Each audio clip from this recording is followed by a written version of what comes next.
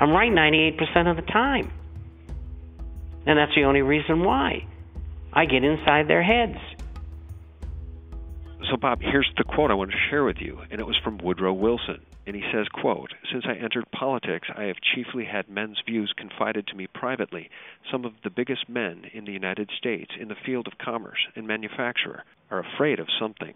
They know that there is a power somewhere so organized, so subtle, so watchful, so interlocked, so complete, so pervasive, that they better not speak above their breath when they speak in condemnation of it."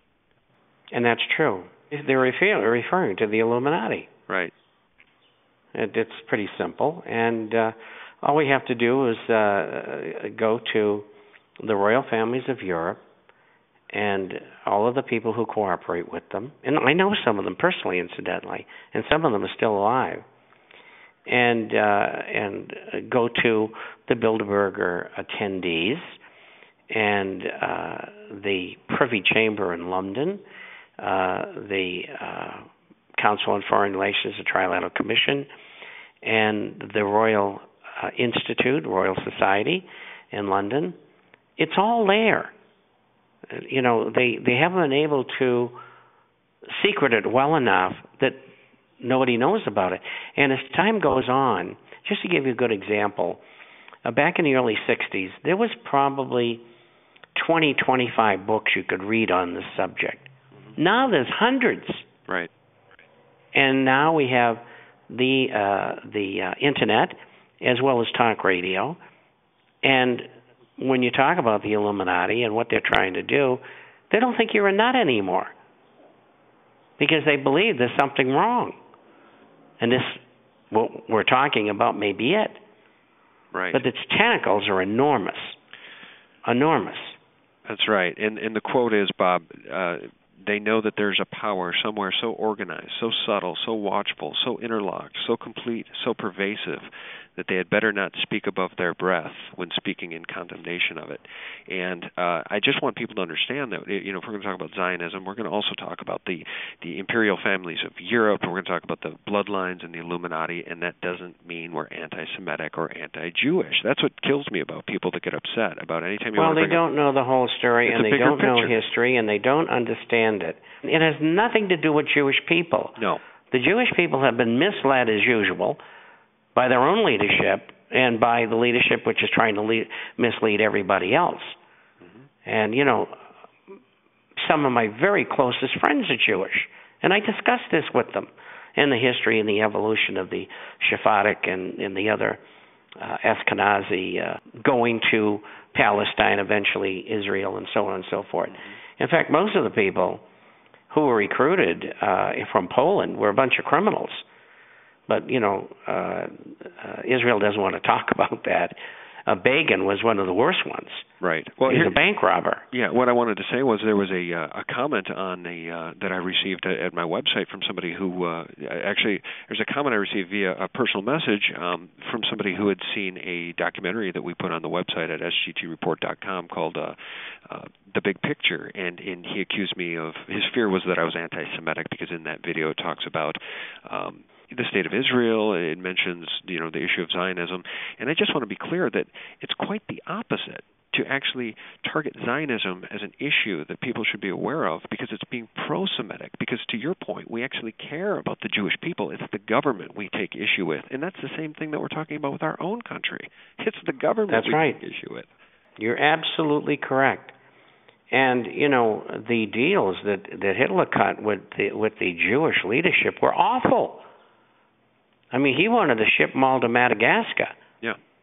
And most people don't realize that, just to get rid of them. And the Jewish leadership in Europe says, no, we're not going to do that. He says, okay.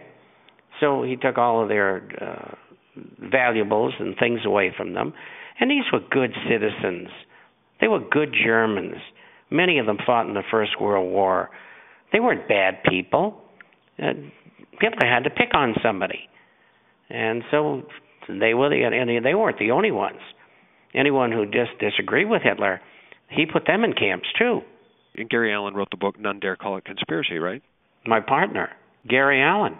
I helped him with that book, but more than the literary side was the financial side. Mm-hmm. Gary was a very close friend of mine, and he also wrote the Rockefeller File. Okay. And he wrote for American Opinion, which was a Birch Society magazine. This whole group of people from the 60s were all Birches, and they were the only people who were telling the truth. That's right. See, the Illuminati created National Socialism, which is Nazism, socialism as we know it, and then they created communism.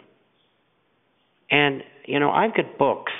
I was reading one today. When I have lunch, usually I'll read, or breakfast or dinner, and I have a book that explains how the British fought along with the Red Russians against the White Russians in the area of Murmansk and Vladivostok and, you know, in Siberia.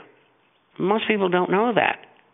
And then the British in the United States supplied all of the munitions and all of the food and the other things that were needed by the Red forces to defeat the White forces. Most people don't even know there was a civil war going on in Russia, and at the same time, White Russia is the head of Russia, the Tsar, was fighting Germany at the same time. Most people don't even know that. Right. It's a wonder they survived as long as they did. Well, let me ask you this. The bottom line here is that there's so much history here that goes way beyond even your knowledge of the history. I mean, not your knowledge of the history, but your life experience of the history. It goes back hundreds and hundreds and hundreds of years. So when we talk about these controlling families, when we talk about the Illuminati, we talk about the Vatican, we talk about Zionism, we talk about this is a multifaceted beast, and you can't just name one group and say they're the problem. You can't just name one aspect of this multifaceted beast and say that arm is the problem. Does that make sense? You're not ever going to get them all. But I can promise you if they lose this time, there's not going to be very many of them left. And they know that. They know this is their last chance because of communications. Right. Everybody knows what they're doing. Look what's happening in Greece. Why did that happen? Max and I and Alex got on radio and television and in the newspapers, and we told the Greek people exactly what was being done to them before it really happened to them. But that's what we've got today, the Internet and talk radio. And we're able to get the message to people. It's so important. Because if everybody understands who the bad guys are, the rest of it's simple. Because you just say to the bad guys, we're not going to do that anymore. And if you argue with us, we'll get the army to go and pick you up and put in jail. Because the army belongs to the people, not this person who calls himself president or some Congress that is bought and paid for by you people. Well, Bob, I'd be remiss if we didn't talk briefly about silver and gold before I let you go.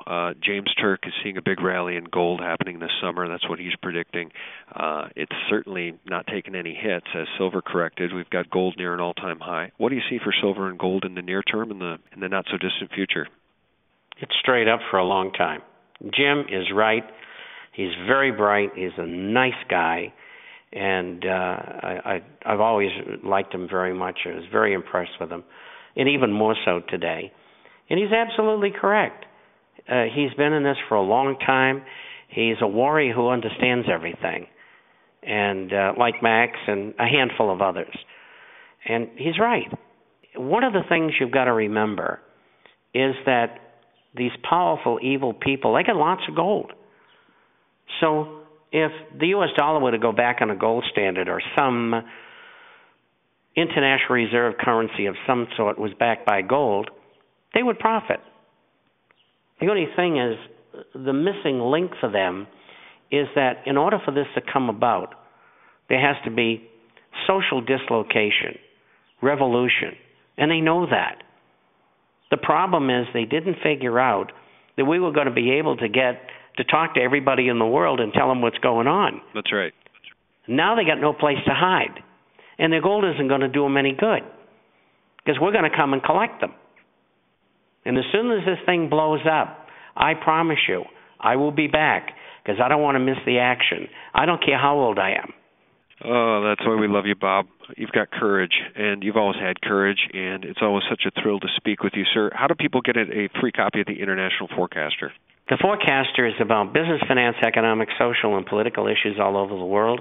We publish by email on Wednesdays and Saturdays, runs around 40 pages each time. We have a hard copy that goes out to those who are not on the Internet twice a month.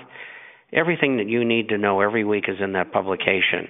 You get a free introductory copy by going to theinternationalforecaster.com. Theinternational, FORECASTER.com, or you can go to intforecaster.com. If you have a question and we answer everyone, you can email us, and that address is Bob, B-O-B, at intforecaster.com. Absolutely, Bob. Well, thanks for shining a little light in this darkness we call global tyranny. We appreciate you, and we thank you for spending time with us, Bob. Well, thank you, and it is really my pleasure. All right, buddy. Well, we'll talk to you again in a couple of weeks. Okay, bye-bye. Bye, Bob. Guys, if you've made it through Part 1 and Part 2, I thank you for tuning in. And remember, we're all in this mess together. Good night.